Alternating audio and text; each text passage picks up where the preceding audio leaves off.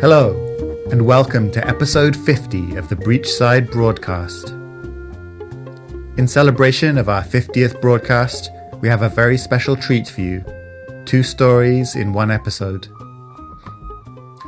Our first tale tonight features that bold union organizer and arcanist, Victor Ramos, and his confrontation with Rasputina on a cold, wintry night much like this one. The Miners and Steamfitters Union is a powerful organisation in Malifaux, and I know that this Ethervox station has come under scrutiny for forcing staff members into allegedly dangerous situations. I would like to assure the Union that these claims are totally unfounded. We follow all health and safety regulations to the letter. Besides, as everyone knows, on this side of the breach, danger is always around the corner, especially around the corner of Corridor 27B in the basement of our recording studio. This corridor is clearly marked, "Enter at your own risk." Indeed, the sign is written in blood, which, I think you'll agree, makes the point all the more clear. I ask you, dear listener, what more could I have done to prevent the tragic events of last fortnight? In unrelated news, we are seeking new interns here at the station. Applicants with too much gristle need not apply. Without further ado, I am pleased to present the first of this evening's tales, Still Stranger Things, right after a word from our sponsor.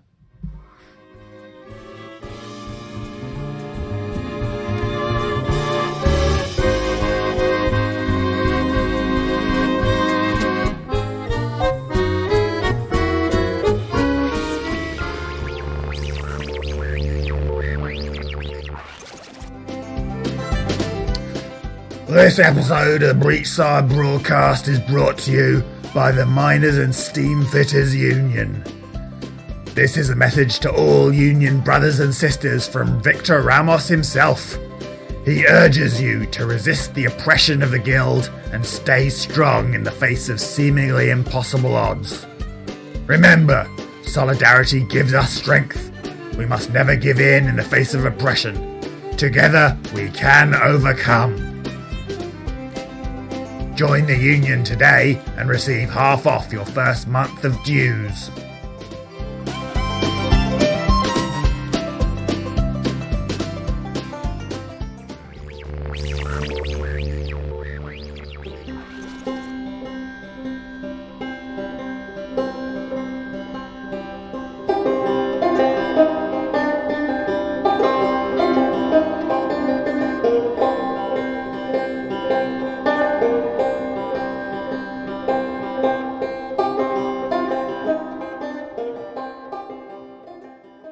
Still Stranger Things. Ramos watched as the pins went in. People always thought that was the worst part, shoving the pins into the bleeding stump before it had time to close over. It wasn't, of course. Joss lay on the table, breathing heavily as steam arachnids scampered around him, assembling the pieces of his new right arm. "It was Rasputina," he panted. His words were cut off by a throaty grunt as an arachnid shoved another pin into the stump. "She has started killing the priests up on the mountain. And when she's done, the body, Another grunt. Another pin. Ramos held up his hand and shook his head. "You've already said enough, old friend. Save your breath. This next portion will take all the strength you have." Joss let his head drop back down to the table as Ramos took a large soulstone from his pocket and began capturing the magical currents held within it, shaping them to his will. Attaching a metal limb to a body is nothing but gory surgery without the ability to use the new appendage. Ramos reached out with his power and felt where Joss's arm should have been attached. He let the power flow into the stump, infusing every nerve ending with intense magical energy powerful enough to control metal as if it were flesh and blood. Energy powerful enough to magnify what the nerves were already feeling 1,000-fold. Joss threw his head back and let out a blood-curdling scream. His body thrashed as steam arachnids piled on his remaining limbs, holding them down so he would not injure himself.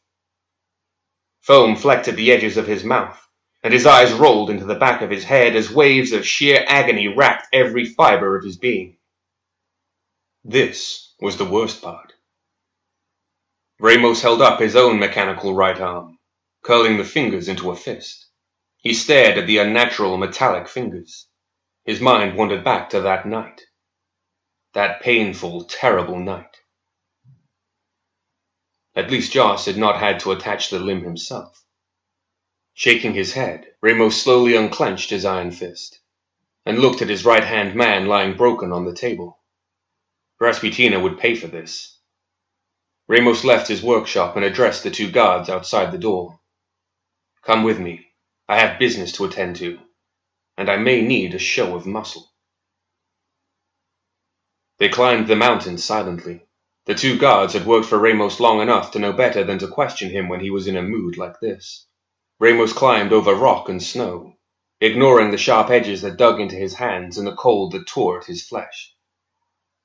He moved like one of his own constructs, silently driven to a single purpose, ignoring any obstacles. The two guards were not quite so determined. They struggled to keep up, even though Ramos was their senior by decades. Even the strength of youth was no match for the sheer rage which propelled Ramos up the mountain. Up and up they climbed, scaling the mountain which seemed to pierce the sky itself, until they finally came to a flat ridge which opened up into a small clearing. The ground was thick with pure white snow. Cruel wind whipped around them, threatening to send the men hurling to their deaths. In the middle of the clearing stood Rasputina, blood covering her neck and mouth. Around her were the few remaining priests and silent ones. The priests were chanting, the silent ones circling them with a predatory grace. At the far end of the ridge, against the side of the mountain, stood a hulking beast with curling horns. Its body rippled with muscle, blue runes burning on its white skin. A girl stood beside it, another silent one. Ramos' guards gave each other a nervous look, but Ramos himself bored his gaze into Rasputina, his rage blinding him to anyone else present. "You!" Ramos bellowed, his voice thundering across the mountain as he pointed a metallic finger at Rasputina. "You have assaulted one of my men, and you must answer for your crime." For a moment, the mountain was silent, except for the cold wind whistling through the air. Rasputina eyed Ramos and spoke slowly, as if she were choosing her words carefully. "I do not answer to anyone. I have defied December himself, and I bow to no man." A blood-stained snarl slowly curled her lips in defiance. "You will answer to me. I will not allow what you have done to go unpunished. I will not allow the pain you caused to be felt by your victims alone," Ramos said, his voice lowering to a hiss as he spoke. The priests and silent ones surrounding Rasputina tensed, watching her carefully.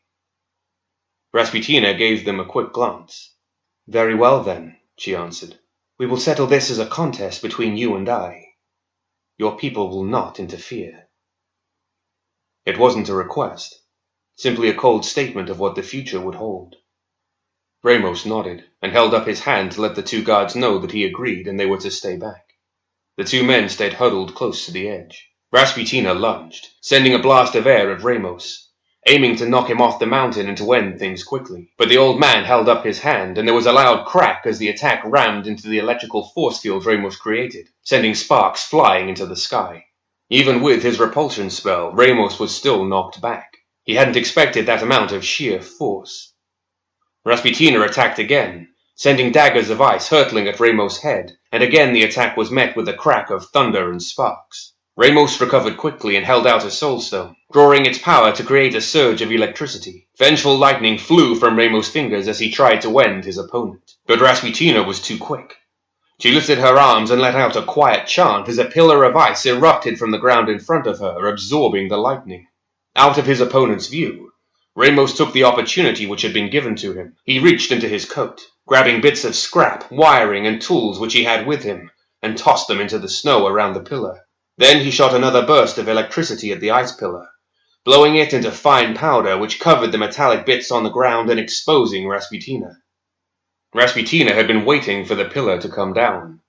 As soon as it did, She lifted her arms and let out a cry. The ground around Ramos began exploding, sending shards of razor-sharp rock and ice flying at him. This time Ramos had no choice but to jump and roll out of the way.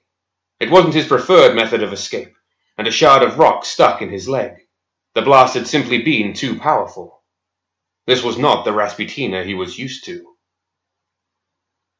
The ice witch slowly stalked toward her wounded foe, a smile spreading on her lips and causing frozen blood to flake and fall from her face.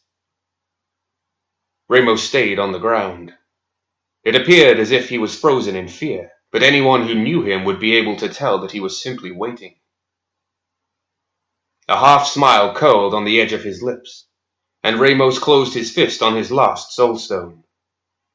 Mechanical spiders erupted from the snow beneath Rasputina's feet, latching onto her ankles, and Ramos extended his hand, drawing in his will for one final, fatal attack. Rasputina looked him in the eye, her smile never fading. There was something off about that. Ramos looked around. All of the priests stood poised to attack. The silent ones held their arms ready as if to cast a spell, and the hulking beast watched, its face showing nothing but teeth. In that moment a thought entered Ramos' head which he very rarely had. He had allowed his emotions to rule him, something he rarely allowed. This had been a very bad idea. Rasputina took the delay to send another shard of ice at Ramos. But this one did not have the same power as the others, and Ramos rolled away from it easily, using the opportunity to roll to his opponent's feet. "I could have finished it," he whispered, his voice a hiss. "You have been a useful ally in the past. Perhaps we can end this." Rasputina grabbed the front of his shirt in both fists, lifting him off the ground. "With your pretty toys, I know. I heard you empty your pockets," she said quietly in his ear. "But you must understand. It is not easy to keep a cult of cannibals in line. If someone challenges my authority in front of them, sacrifices will need to be made." Rasputina called up a gust of wind and ice and used it to hurl Ramos further than she ever could with her own arms. When he lifted himself from the snow and turned to look at her, she nodded to his men. And he understood. Ramos dusted the snow from himself slowly, and nodded at Rasputina, holding up one hand as if to relent. All of a sudden the cruel wind died down and Rasputina relaxed. Ramos turned his back on her, heading back the way he had come. As he passed his guards, he flicked his wrist, and a jolt of electricity shot through them, bringing both to their knees. "My apologies, gentlemen," he said softly. "Wait," one of them pleaded, lifting an arm against the electrical current which was making his muscles spasm. "Please, I have a family." Ramos nodded. "I will fill out a report saying that you died in the mines. It will get your family better benefits from the Union." Ramos began his long, slow climb down the mountainside. Behind him he heard Rasputina cry, "A victory feast!" The screams reached Ramos' ears on the wind as he descended, before they were finally cut short and faded into wet gurgles.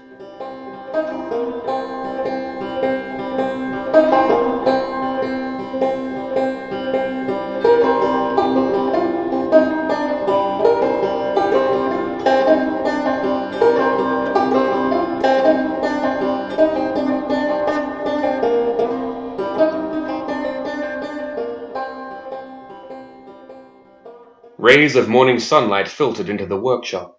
Joss sat upright, blinking away the first rays of a new day. Ramos was there, waiting for him. "I thought you were going to sleep all day," the old man said, a grin spreading across his face. "There will be time enough for that when I'm dead," Joss replied, sleep still heavy in his voice. He lifted his hand to shield his face from the sun and nearly clubbed himself in the face with his metal fist. "It will take some time getting used to, but it functions." Ramos winced, thinking back to the early days of adjusting to his own mechanical limb. "But with time you will forget that it isn't the original." Joss flexed his fingers, staring at the new appendage. "Is there any pain?" Ramos asked, genuine concern in his voice. He got up to inspect the area where the arm was attached. "Nothing I can't handle. Hell, it will probably come in handy with my line of work," Joss grinned, but the edges of his lips quivered slightly.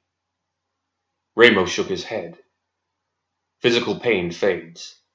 It's explosive and memorable, and when it's happening it can seem like the only thing in the world. But it fades with time. Loss never fades. No matter how much time passed, Joss's arm, a piece of him which he had come into this world with, would never return. Ramos only knew too well how that felt. Joss saw the worry in the old man's eyes and changed the subject. "What of Rasputina?" Ramos let out a slow sigh.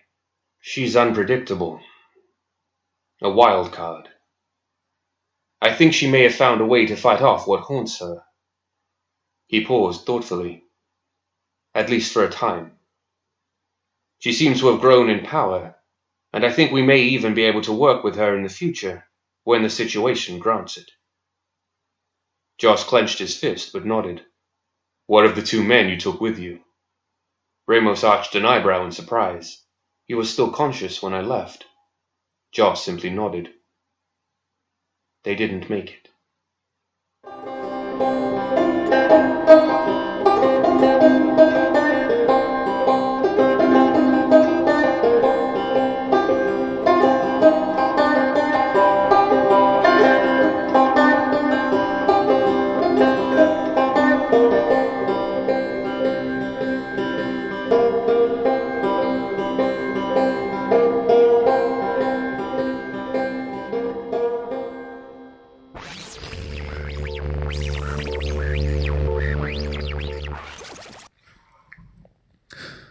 Our second story tonight deals with those vile creatures who are a cursed blight upon Malifaux, the Neverborn.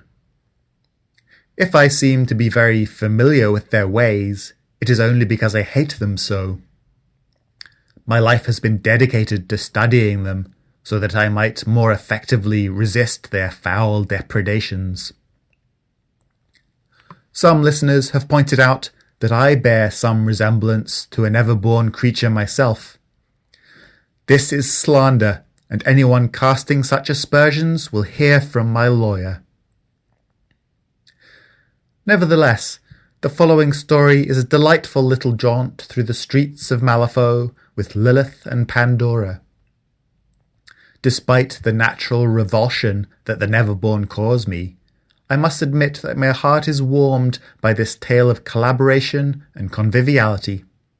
You'll see what I mean. I hope you enjoy Blood and Fears as much as I did.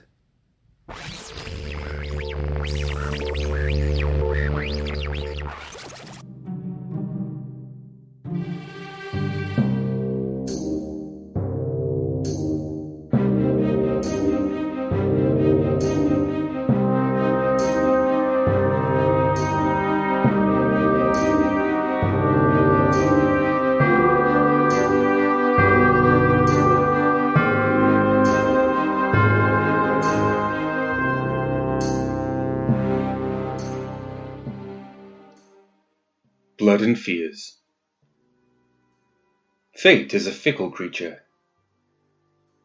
There are some who can sense her, who can run their fingers through the weave of her design and even change outcomes completely. Some may use a deck of cards which have been exposed to the very ethers of the world. The youthful woman at the table established an order onto a shuffled deck, pushing her will into the cards, forcing them to obey. She would impose her order on the universe through these cards. "So you're really going to do it?" Candy stood by the fireplace where a small blaze was still heating a pot. A riffle of cards echoed through the small room, despite steady croaking of bayou toads and the buzzing of mosquitoes outside. Candy couldn't think of anyone who would want to live this far away from the city, especially if it meant eating gruel. She had tasted it, and it made her gag. "Zora won't be happy with you peeping at the future." Pandora cut the deck and folded the 2 halves together again, bridging them until they lay even. "I'm not looking into the future. I'm looking into the now. Go get some water." The little girl stood and put one hand on her hip. The other hand brandished the cracked wooden porridge spoon, dropping globs of pasty meal on the floor. "Get the water yourself. I'm not—" There was a look in Pandora's eyes that scared her into silence. Candy flicked the spoon, splattering gruel on the wall in thick grey-brown blobs. But with her protest lodged, she took up the old metal bucket by the door. She skipped out the door, bounding deftly over the corpse of the shack's owner. His face had been locked into terror, and his hands were clutched over his chest. Small rivers of blood seeped from his eyes and onto the floor around his head, forming an odd dark red halo. Candy hummed an old nursery rhyme to herself. It didn't take long before the deck felt truly shuffled, and Candy had returned with just enough water in the bucket to fill a bowl. Pandora focused her mind, and the clear water turned foggy. It wouldn't give them the quicksilver clarity of Zoraida's portents, but she would be able to see the subject of her augury.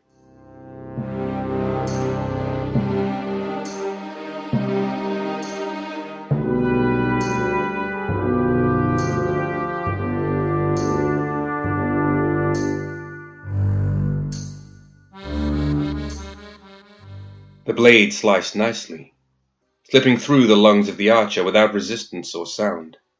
He tried to alert his fellows, but the dark rooftop and his mad spasms failed to be heard amidst the revelry below. Lilith twisted the blade upwards and pulled it through the top of his body, leaving only unrecognizable meat and a longbow on the sloping clay tiles behind her. Her quarry hadn't covered his tracks well. His penchant for the depredations of the Honeypot Saloon gave her a place to start. Lynch's associates were helpful as always, and she had intended to wait for Mr. Rivers to return. She had grown impatient with waiting after a week. Few stayed away from the Honeypot for that long. Graves and Tannen had agreed to hold him there if he returned, and she had continued the long hunt. The trail had gone cold a few days ago. Lilith had been forced to walk among the filth for far longer than she wanted. Everywhere she looked, the sweaty, entitled, and woefully ignorant marched through her streets. They came and went, assuming ownership of a city they had no right to, and she had been forced to speak to them with words instead of violence. But now she had him. He was down there in the crowd, someplace amongst the floating paper lanterns. She twisted around to look at Barbaros and his brothers. They were kneeling over the archer, quietly digging into his belly with claws and shoving fistfuls of meat into their mouths. The blood coated Barbaros's forearms and glistened on the plates of the steel sleeve he wore. He shrugged at her, and Lilith shook her head at him. The Nephilim all stopped their feast and waited for her orders. The others stretched their wings in a sign of readiness, but Barbaros nodded. His tendons had been magically severed by the vermin in the pits, and despite the ancient sorceries that Lilith could find, he would never fly again, or grow in size. She did not pity him, however. He was her knight. "Kill them all," she said, "but if you find Rivers, leave him able to talk. He might not have it on him."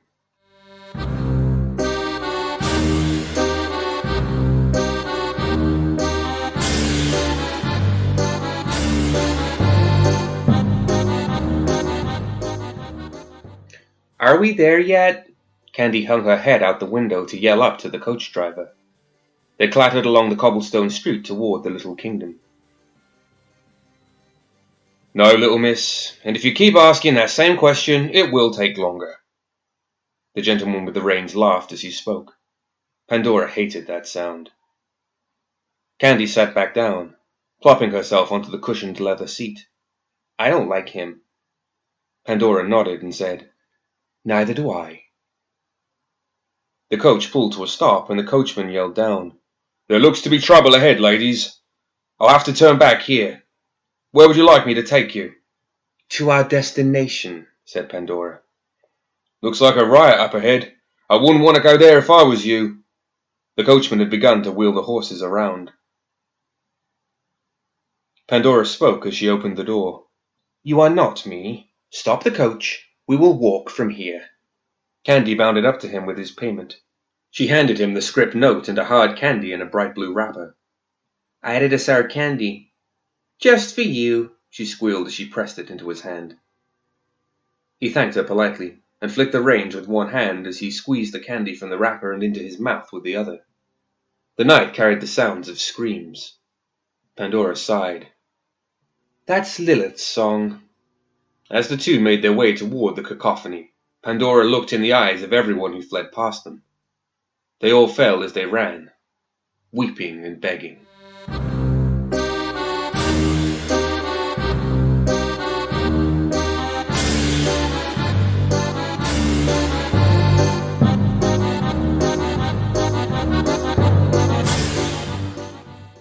Lilith moved through the crowd with reckless abandon, chopping down the terrified crowd, 2, sometimes 3 at a time. Barbaros herded them toward her. She shouted with each stroke, counting each death. 22. 22 lives on your head, Rivers. 24. I can do this all night. Barbaros moved behind her, raising his armored fist in front of him. She twisted in time to see the small man standing no more than a dozen paces from her. He held up the small Gatling derringer and turned the thumb crank. It consumed the small chain of bullets in an instant. Some peppered on the plates of Barbaros's armor, and others bit into his flesh. He grinned wide at the manling. By human standards, he might have been considered handsome. A broad jaw with a cleft in his chin sat below a crooked grin and sparkling blue eyes. He took a step forward, pushing a paper lantern that bobbed in the air aside. I'm here, Lilith, but you'll never find it. I've taken it beyond your reach. If it's so far beyond my reach, why don't you just tell me where it is, then Barbaros here will kill you quickly. Otherwise, I'll have to let him have some fun. Barbaros raked his macahuitl along the ground, sparking it on the stones. Rivers looked around as the crowd began to disperse. Barbaros charged him, rushing headlong with his brutal serrated weapon above his head. Rivers shouted a word, and in a puff of black smoke he vanished. Lilith spun around, searching the crowd and the high roofs for him. But the only trace he left was a mocking laugh. I'll start killing again, Rivers, Lilith shouted into the night, turning as she spoke. Rivers' voice came from nowhere and everywhere, bouncing off the stone and wood around them. Oh, you'd start killing the second I gave you what you want. I won't fall for that bargain. Pandora could hear Lilith shouting. Candy held a deck of cards up to her, both hands serving as a table. Pandora took the top card from the deck and knelt before a bowl of cloudy water. She dropped it in and it landed face up, the Jack of Masks. Candy threw the rest of the deck into the gutter. The card dissolved, and she could see the handsome man with the troublesome future. He was standing in the sewer right below Lilith, grinning like an idiot. They japed at each other. He threw idle threats at Lilith. She made promises in return. She's thinking at him in straight lines. His magic will frustrate her all night. He is certain of his victory, and he is right to be. Let's disavow him of that notion. Pandora reached into her jacket and removed an intricate wooden box. Green mist seeped from the line where lid met base. She opened it slowly, and her sorrows spilled forth. The ghastly creatures flickered in and out of reality, flowing down into the sewers through the street. Pandora turned her attention back to the bowl. She watched as one materialized behind Rivers. He stopped talking mid-sentence and sighed, visibly shaken. Another sorrow slipped up beside him and slowly put its hand on his wrist. A single black tear trickled down his cheek. He shook himself and muttered something while drawing a symbol in the air. A burst of red lightning crackled out from him and the sorrows dissipated. He looked up, and through the augury he locked eyes with Pandora. Then he ran. Lilith spun around and shouted, I can feel your sorrows. Why must you drive my quarry to ground, Pandora? There was no sense in denying it now. Pandora stepped around the corner. The streets had cleared of the living, but corpses wet the cobblestones with blood, forcing Candy to hop over pools of ichor as they approached.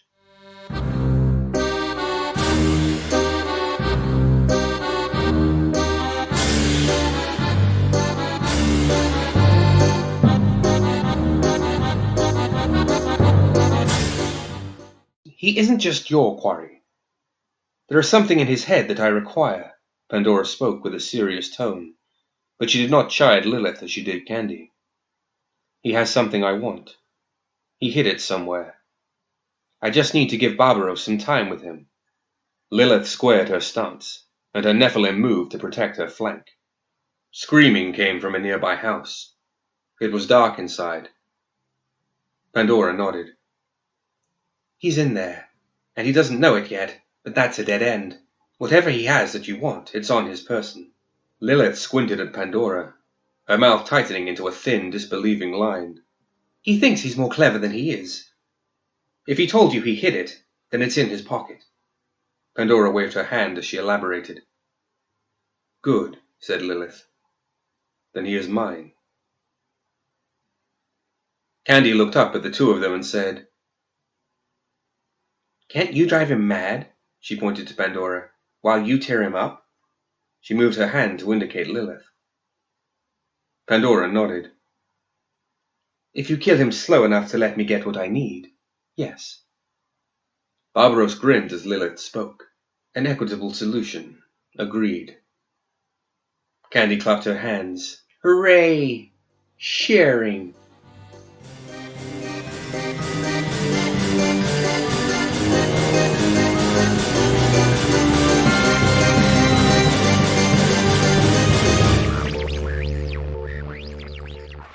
Well, there you have it, ladies and gentlemen. The 50th episode of the Breachside broadcast. Stay tuned, and here's to 50 more.